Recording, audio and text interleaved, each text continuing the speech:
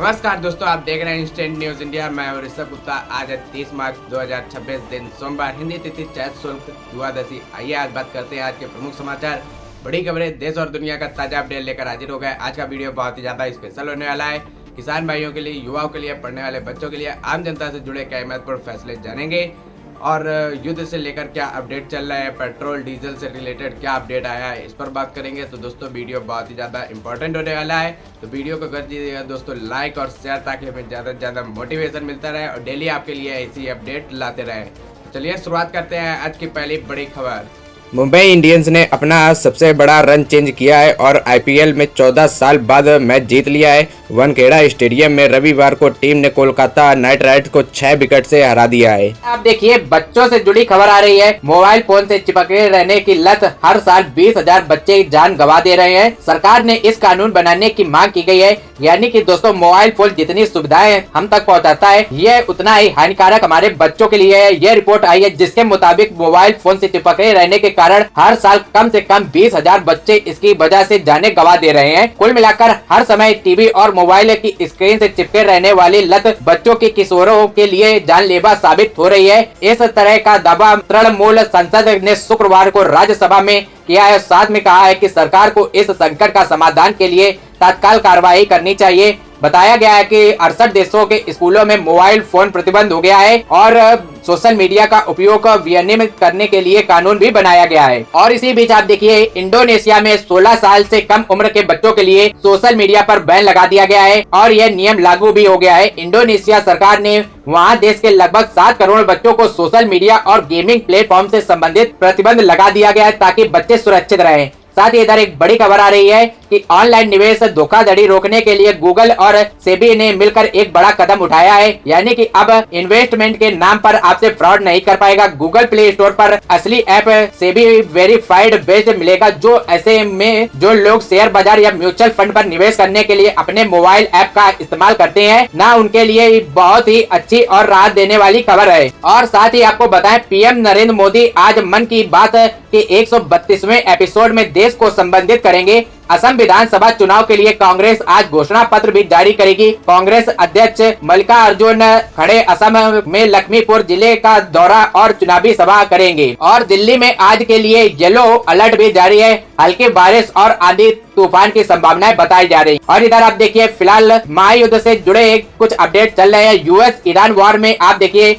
Iran और America युद्ध अब और भी खतरनाक हो गया है। कुवैत एयरपोर्ट पर भी हमला कर दिया गया है। खाड़ी में अब तेजी से यह जंग की आग फैलने लगी है। कुल मिलाकर दोस्तों एक बात तो यह तय है, आगे आप अपडेट जानेंगे। सीधे सीधे आपको बताएं कि ईरान और अमेरिका के बीच जो यह संघर्ष चल रहा है, यह कम होने की बजाय और आगे बढ़ता दिख रहा है। यानी कि ईरान और अमेरिका के बीच चल रहे संघर्ष ने अब एक खतरनाक मोड़ ले लिया है। कुवैत और पूरे खाड़ी क्षेत्र में हुए हमले अब इस बात के संकेत दे रहे हैं कि यह तनाव तेजी से बढ़ रहा है। साथ ही आप इधर देखिए, पीएम मोदी ने शनिवार को सऊदी क्राउन प्रिंस मोहम्मद बिन सलमान से फोन पर ईरान जंग को लेकर बात की है। दोनों नेताओं ने इस बात में से सहमति जताई है कि हार्मुज स्ट्रेट जैसे समुद्री रास्ते खुले हैं और सुरक्षित रहने चाहिए और अंतर्राष्ट्रीय व्यापार प्रभावित नहीं होना चाहिए। पीएम मोदी ने ऊर्जा ठिकानों पर हुए हमलों की भी निंदा की है। वहीं आपको बताएं, ईरान जंग के बीच तुर्की, मिस्र और सऊदी अरब के विदेश मंत्री 30 मार्च को पाकिस्तान पहुंचेंगे। इस्लामाबाद में होने वाली इस बैठक में मिडिल ईस्ट के हालात पर चर्चा होगी। और इधर आप देखिए, ईरान और अमेरिका जंग के बीच रक्षा मंत्री राजनाथ सिंह ने भी हाई लेवल मीटिंग और बैठक की है। इस बात पर जोर दिया गया है कि मध्यम और लंबी अवधि की तैयारी के साथ तेजी से फैलने वाली प्रक्रिया भी मजबूत होनी चाहिए। साथ ही अफवाहों पर भी रोक लगने पर जोर रहेगा। रक्षा मंत्रालय के लिए सभी मंत्रालय और विभागों को निर्देश दिए गए हैं कि वे आपस में जानकारी साझा करें, अफवाहों, गलत जानकारी, फेक न्यूज का समय पर मुकाबला किया जा सके। और इधर आप देखिए, एलपीजी संकट के बीच अच्छी खबर आई है। भारत के 2 टैंकरों ने हार्मुज स्ट्रेट पार कर लिया है। खाड़ी क्षेत्रों में ये फंसे हुए थे। और इधर आप देखिए, ईरानी सेना से जुड़े मीडिया संस्थानों ने यह दावा किया है कि ईरान अमेरिका का एक और फाइटर जेट तबाह कर दिया है। F-16 मार गिराने का दावा किया गया है।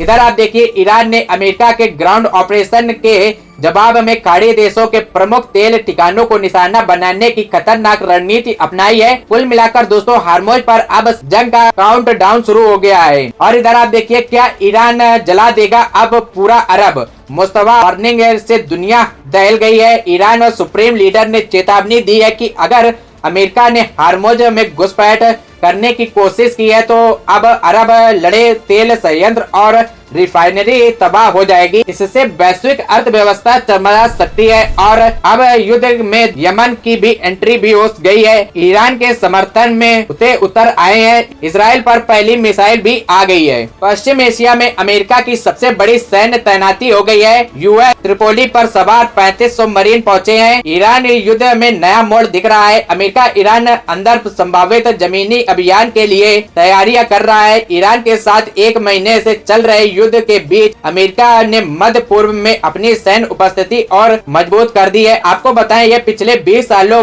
में मध्य पूर्व में अमेरिका सेना की सबसे बड़ी तैनाती मानी जा रही है। और इधर आप देखिए यह एक संकट भी आपको बताया है कि हार्मोज में दुनिया भर के टैंक फंसे हुए थे।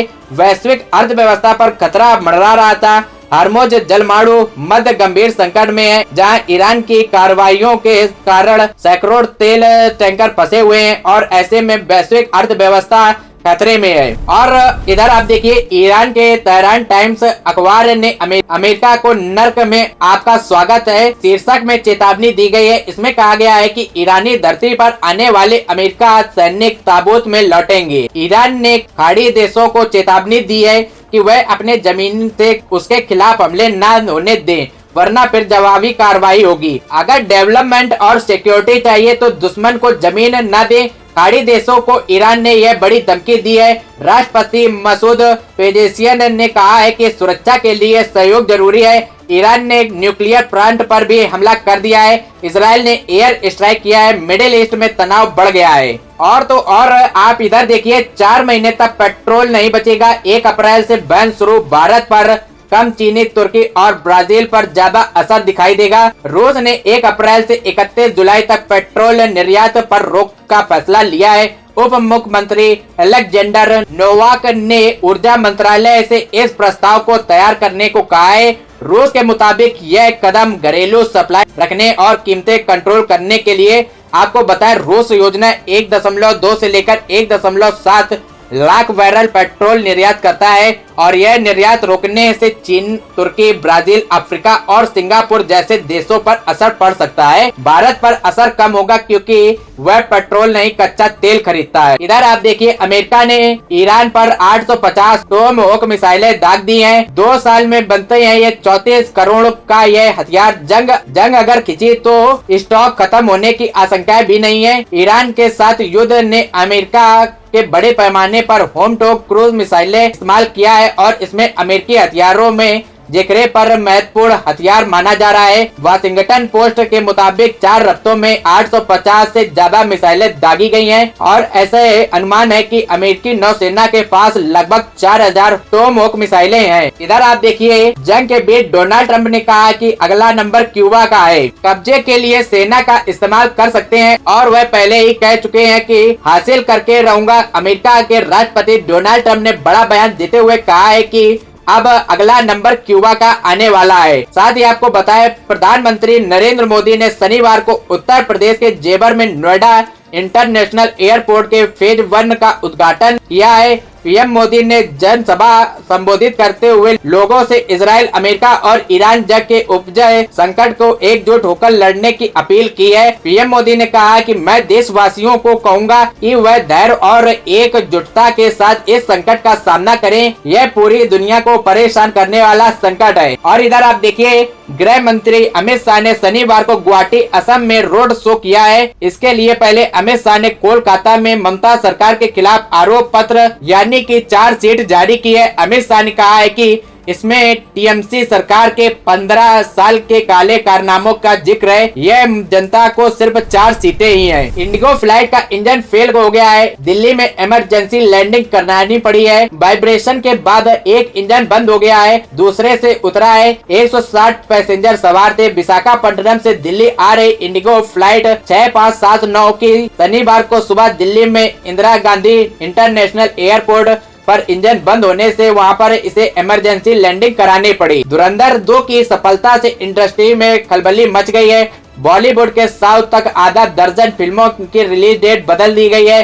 अक्षय कुमार की भूत बंगला भी फिलहाल टाल दी गई है। इधर आप देखिए, महाराष्ट्र के नासिक में गिरफ्तार स्वयंभू बाबा अशोक ख्यात के खिलाफ 2 और मामले दर्ज हुए हैं। जांच कराई एसआईटी को पिछले 5 दिनों में फोन पर 100 से ज्यादा शिकायतें मिली हैं। एसआईटी ने लोगों से जानकारी लेने के लिए 2 फोन नंबर भी जारी किए हैं। फराज के खिलाफ कुल 10 एफआईआर दर्ज हो चुकी है, जिसमें से 8 मामले यौन शोषण और 2 मामले धोखाधड़ी के हैं। वैसे आपको बताएं, फराज को 18 मार्च को गिरफ्तार किया गया है। एक महिला ने आरोप लगाया है कि फराज ने 3 साल तक उसका यौन शोषण किया है। नेपाल में आप देखिए, बालन प्रधानमंत्री बनते ही पूर्व प्रधानमंत्री ओली गिरफ्तार हो गए हैं। जैन जेंडर प्रोटेस्ट के दौरान लापरवाही बरतने का आरोप है। इसमें से 77 लोगों की जानी गई हैं और उनके साथ ही तत्कालीन गृह मंत्री रमेश लेखक को भी गिरफ्तार किया गया है। वहीं नेपाल के प्रधानमंत्री बालेंद्र शाह ने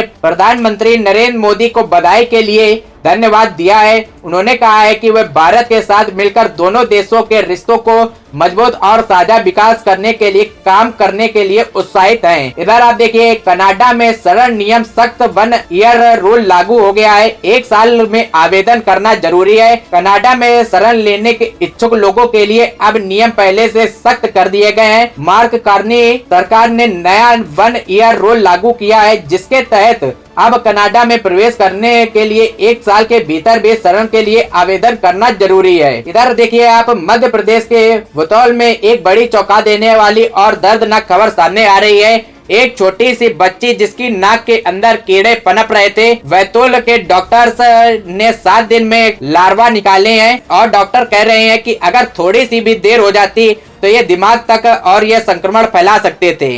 तो मध्य प्रदेश में बैतूल में एक 14 साल की दिव्यांग बच्ची के नाक में कीड़े यानी कि लार्वा पनपने का चौंकाने वाला मामला सामने आया है। फिलहाल बच्ची की सेहत खतरे से बाहर है।